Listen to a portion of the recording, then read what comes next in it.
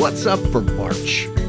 Venus climbs high while Jupiter dives sunward, and the little planet that shares its namesake with your breakfast cereal. Venus and Jupiter begin the month very close together in the evening sky, following their close conjunction on March 1st. They quickly go their separate ways, though.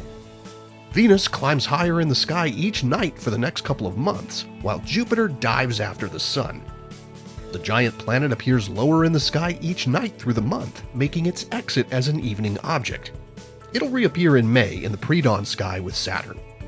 On the 23rd and 24th, in the couple of hours after sunset, you'll find the Moon as a beautifully slim crescent hanging just below, and the next night above blazing bright Venus.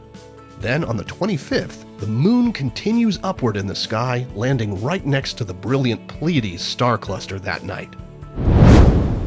With March bringing the arrival of spring in the northern hemisphere and fall in the southern hemisphere, it's a time for both planting or harvesting crops depending on where you live.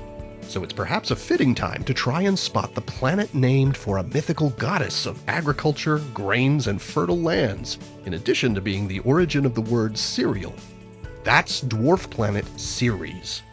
This month it's at opposition, meaning it's directly on the opposite side of Earth from the Sun. This is when a planet is around its shortest distance from Earth, making this the best time to have a go at observing it when it's at its brightest. Ceres is the largest object in the main asteroid belt between Mars and Jupiter. Still, it's only about 600 miles wide, far smaller than our own Moon.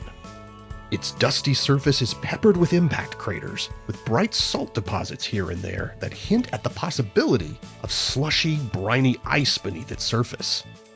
In fact, NASA's Dawn spacecraft found that Ceres could be up to 1/4 water ice on the inside.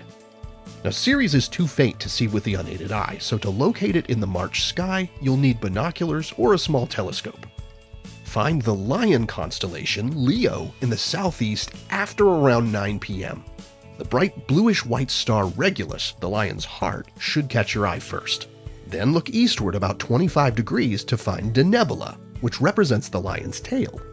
From there, Ceres should be about 8 or 9 degrees farther east from Denebola. It appears as a faint, star-like point of light, which is why, when Ceres and objects like it were first discovered in the early 19th century, they were called asteroids, which means star-like. Since 2006, Ceres has been classified as a dwarf planet, along with other diminutive worlds in our solar system including Pluto, Eris, Haumea, and Makemake. Wherever you land on the topic of planet versus dwarf planet status for worlds like Ceres and Pluto, what's really important to remember is that the way we think about different families of objects in our solar system has evolved over time, and likely will continue to evolve as we explore and learn more about them. So here's hoping you try your hand at spotting Ceres as you explore the skies above your home planet this month. Here are the phases of the Moon for March. Stay up to date with all of NASA's missions to explore the solar system and beyond at nasa.gov.